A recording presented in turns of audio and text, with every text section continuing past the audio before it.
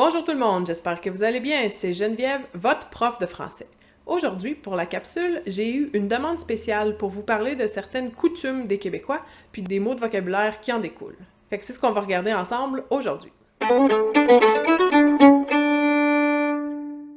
Si vous trouvez que je parle trop vite, vous pouvez réduire la vitesse dans les réglages, la vitesse de lecture. Je vous conseille de l'utiliser. Puis aussi, je sous-titre tout ce que je dis. Selon moi, c'est la meilleure façon d'apprendre une langue. Donc, je vous invite à utiliser les sous-titres en français canadien que je fais pour vous. Première coutume, aujourd'hui, c'est ma fête, c'est mon anniversaire. Au Québec, on souhaite pas joyeux anniversaire, on a tendance à dire bonne fête, à souhaiter bonne fête à la personne. Soit qu'on va chanter la chanson américaine Bonne fête Geneviève, bonne fête Geneviève, ou on a aussi une chanson typiquement québécoise pour les anniversaires. On a pris la chanson Jean du Pays de Gilles Vigneault, le refrain. Jean du Pays, c'est votre tour de vous laisser parler d'amour. Puis on remplace Jean du Pays par le nom de la personne. Ma chère Geneviève, c'est à ton tour de te laisser parler d'amour. Je vous mettrai un lien dans les commentaires vers la chanson de Gilles Vigneault si vous voulez l'écouter. Un autre fait particulier aux Québécois, c'est que les repas sont pas les mêmes qu'en France. En France, on a le petit déjeuner, le déjeuner et le dîner. Au Québec, on a le déjeuner, dîner. Le soir, on mangeait de la soupe, on appelait le repas le souper.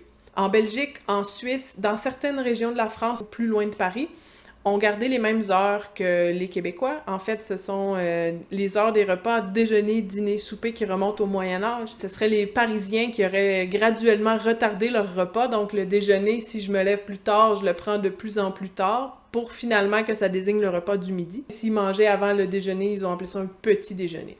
Donc c'est vraiment les Parisiens qui ont changé leurs habitudes, puis les Québécois, nous, on est restés avec une ancienne appellation des repas déjeuner, dîner, souper. Un autre phénomène particulier au Québec, c'est l'épluchette de blé d'Inde. Le maïs, ici, on lui donne un nom en français familier, c'est le blé d'Inde. Ça daterait des premiers Européens, quand ils sont arrivés en Amérique, ils pensaient qu'ils étaient en Inde, donc ils ont nommé le blé d'Inde, le maïs qui poussait ici. Les Québécois raffolent du blé d'Inde. Il est prêt vers la fin du mois d'août. C'est là qu'on le récolte. C'est tellement bon manger du blé d'Inde l'été. Vous êtes au courant que pour manger du maïs, il faut enlever la plure. Et donc, cette action d'enlever la plure, ça s'appelle éplucher le blé d'Inde. Puis, on fait ce qu'on appelle une épluchette. C'est-à-dire qu'on amène beaucoup de blé d'Inde et on s'assoit en rond puis on épluche tous les épis de maïs. On les fait bouillir. Puis là, on les mange avec des hot dogs ou des hamburgers avec un barbecue. Bref, l'épluchette de blé d'Inde, c'est un classique de la fin d'été ici au Québec. Autre fait cocasse, les Québécois déménagent presque tous en même temps. Croyez-le ou non, les baux, un bail des baux, le contrat de location d'un appartement, habituellement va du 1er juillet au 1er juillet de l'année suivante. Ça veut dire que tout le monde déménage en même temps, le 1er juillet, qui est paradoxalement la fête du Canada. À la fête du Canada, les Québécois, on déménage. On est dans les boîtes pour louer des camions, mais tout le monde veut louer le camion en même temps, ça coûte vraiment cher. Venez m'aider à déplacer des boîtes, venez m'aider à peinturer mon nouvel appart. Là, tu veux rentrer dans ton nouvel appart, sauf que les locataires, eux autres, ils attendent que leur prochain appartement se vide pour pouvoir partir, puis toi, t'attends après eux pour rentrer dans le prochain appart. Ça crée des situations compliquées. On est chanceux, c'est l'été, donc souvent il fait beau, mais s'il y a le malheur de pleuvoir, faut que tu mettes des bâches par-dessus tes meubles, tu restes sur le coin de la rue parce que eux, ils ont pas terminé de vider leur appart, c'est l'enfer. Je sais pas pourquoi que tout le monde déménage le 1er juillet. Ça serait vraiment plus simple si on pouvait changer de maison n'importe quand, mais il y a vraiment plus d'apparts qui s'affichent vers fin février, mars, pour prévoir le bail qui va commencer le 1er juillet. Coutume un peu étrange des Québécois. En parlant de déménagement, il existe une expression intéressante, pendre la crémaillère. La crémaillère, c'était l'espèce de crochet en métal qu'on accrochait sur le foyer. Puis j'imagine que c'est la dernière chose qu'on accrochait quand on arrivait dans une nouvelle maison, parce que l'expression « pendre la crémaillère », ça veut dire, dans le fond, fêter son arrivée dans une nouvelle maison, dans un nouvel appartement. La plupart des gens savent pas vraiment c'est quoi une crémaillère, c'est vraiment plus quelque chose qu'on utilise, bien entendu. Vous allez peut-être entendre un Québécois « Ah, je déménage le 1er juillet, vous viendrez, on va pendre la crémaillère le 3 ». Ça veut dire « Je vous invite à mon party de bienvenue dans mon nouvel appart ». Un autre beau mot qui est très utilisé au Québec, c'est l'adjectif dispendieux. Ça a un peu rapport avec le déménagement. On peut dire que le loyer est de plus en plus dispendieux. Un déménagement, c'est dispendieux. Le vrai sens du terme dispendieux, c'est quelque chose qui va exiger beaucoup d'investissement au fil du temps, qui demande tout le temps de l'argent. Une voiture, c'est dispendieux, il faut toujours mettre de l'argent pour l'entretien, le gaz. Mais au Québec, le sens c'est un peu déplacé, ça veut dire juste cher, quelque chose qui coûte cher.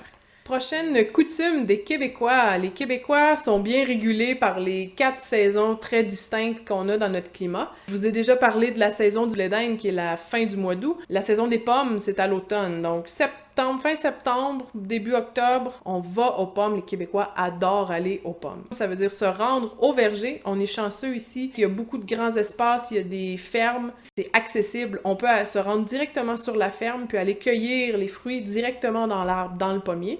Ensuite, on les pèse, puis ils nous chargent au poids, selon la quantité de pommes qu'on a ramassées. De la même façon, on peut aller aux fraises, aller aux framboises, aller aux bleuets, c'est-à-dire aller sur la ferme cueillir nous-mêmes ces fruits-là. Une autre époque caractéristique du Québec, c'est le temps des sucres. Le temps des sucres, c'est au printemps. On fait une entaille, on plante un petit bec dans l'arbre, puis la sève s'écoule, on la récupère, anciennement dans une chaudière, dans un seau. Aujourd'hui, ce sont des tubulures, des tubes directement branchés aux arbres avec un phénomène de succion ou parfois c'est juste par gravité que toute la sève descend dans les tuyaux puis c'est accumulé dans un grand réservoir puis on fait bouillir la sève pour la concentrer le sucre. Puis c'est comme ça qu'on fait le sirop d'érable. Je vous ferai probablement une capsule plus détaillée sur le temps des sucres avec tout le vocabulaire qui vient avec. Mais sachez que le temps des sucres, c'est au printemps, c'est délicieux, on fait de la tire sur la neige, on va à la cabane à sucre, il y a tout un menu de choses à déjeuner, d'habitude c'est un déjeuner, des œufs, du bacon, du lard, des petites patates, tout cuit avec du sirop d'érable partout, puis c'est ultra sucré, c'est ultra calorique, c'est délicieux. Il y a des expressions qui viennent avec ça, l'expression « se sucrer le bec », ça veut simplement dire aller manger quelque chose de sucré. Donc, souvent, quand on va à la cabane à sucre pour se sucrer le bec, pour manger du sirop, de la tire. Une autre expression amusante, avoir les yeux dans la graisse de bin. Je vous parle de bin parce que c'est un autre aliment traditionnel, donc ça vient de l'anglais beans, des haricots, des fèves. C'est un aliment traditionnel du Québec qu'on mange au déjeuner, mais c'est très gras, c'est fait avec du gras de porc, du lard. Si je réfrigère le plat de bin, le gras va se solidifier au-dessus, donc de la graisse de bin. Puis quand quelqu'un est très fatigué, tu sais, je suis fatiguée, les yeux me partent, on dit qu'il a les yeux dans la graisse de bin. C'est très imagé comme expression, je trouve ça amusant. On peut pas parler des coutumes des Québécois sans mentionner la Saint-Jean-Baptiste. La Saint-Jean-Baptiste, c'est la fête nationale du Québec, ça se fête le 24 juin. Et puis il y a toujours des grandes célébrations, un feu d'artifice, des concerts, beaucoup de musique populaire québécoise, de musique traditionnelle à la limite, mais plus chansonniers. On va entendre beaucoup du Félix Leclerc, on va entendre Offenbach, un groupe rock, du Éric Lapointe, un rocker québécois. Si ça vous intéresse, je vous mettrai les liens aussi dans la description vers différents artistes. Donc, beaucoup de musique, beaucoup de shows à l'extérieur, des grandes foules, parce qu'il fait beau le 24 juin, c'est l'été, donc on peut en profiter. Tout le monde est habillé avec un drapeau du Québec sur le dos, puis c'est la grande célébration. Je pourrais aussi vous parler de certains lieux cultes au Québec. Dépendamment de la ville d'où on vient, il y a certains lieux cultes. Par exemple, à Québec, les plaines. Si je parle des plaines, tout le monde sait c'est quoi. Ce sont les plaines d'Abraham, le nom complet. C'est une espèce de champ où est-ce qu'il y a une célèbre bataille historique qui s'est déroulée là, les Anglais contre les Français. C'est là que la Nouvelle-France est passée aux mains des Anglais. C'est cette bataille-là que les Français ont perdue, qui ont fait que le territoire est devenu sous juridiction anglaise. Mais donc, les plaines d'Abraham, c'est un lieu historique, puis c'est un lieu que les Québécois de la ville de Québec se sont appropriés. Il y a souvent des spectacles. Il y a un festival d'été, le Festival d'été de Québec. Puis ce sont des grands spectacles plein air avec des foules, des scènes gigantesques, des grands groupes qui viennent, Metallica, peu importe, là, les plus grands groupes du monde viennent pour ce festival-là. Donc, si je parle des plaines, tout le monde sait les plaines d'Abraham à Québec. De la même façon, si on parle du fleuve, le fleuve, il y en a seulement un au Québec, c'est le fleuve Saint-Laurent. Si je dis dans le bas du fleuve, on sait c'est où. Ah, c'est sa rive nord du fleuve, on sait c'est où. Même parfois juste sa rive nord, on sait de quoi on parle. Donc le fleuve, c'est le fleuve Saint-Laurent, on peut pas se tromper, il y en a pas d'autre. Pour les gens de Montréal, il y a le Mont-Royal, qui est c'est pas vraiment une montagne, c'est une butte. Au milieu de la ville de Montréal, il y a des maisons, des quartiers qui sont construits, puis il y a un beau parc aménagé. Les Montréalais surnomment affectueusement le Mont-Royal la montagne. Ah, c'est à l'ouest de la montagne, tout le monde sait de quoi il parle, à l'ouest du Mont-Royal. Il y a aussi la fête de la Confédération, la fête du Canada, qui est le 1er juillet. Je vous ai parlé tout à l'heure que les Québécois déménagent le 1er juillet, mais il y a aussi la fête du Canada. C'est une fête qui est un peu moins célébrée ici. Vous avez sûrement déjà entendu parler de la dualité Québec-Canada. Sinon, j'ai pas envie de m'embarquer là-dedans, c'est un sujet politique un peu sensible. Mais il y a quand même plusieurs personnes qui célèbrent le 1er juillet, la fête du Canada. Il va souvent y avoir un spectacle, des feux d'artifice, une grande scène en plein air avec de la musique, des petits kiosques. Des queues de castor. La queue de castor, c'est une pâtisserie typiquement canadienne. C'est comme une pâte à beignes qu'on fait frire sur le long. Puis on peut garnir avec du Nutella ou du beurre d'érable ou n'importe quoi de sucré. Gras et sucré, c'est gagnant. Le castor, c'est l'emblème du Canada. Ça remonte, dans le fond, les débuts de la colonie ici. La fourrure du castor était très à la mode en Europe, donc ils venaient chasser, trapper cet animal pour traverser les pots en Europe. Aussi, on sait qu'il gruge les arbres puis il se construit un barrage pour retenir l'eau, dans le fond, c'est son habitat. Le castor est vu comme un animal très travaillant, un animal rustique, robuste. C'est l'emblème du Canada.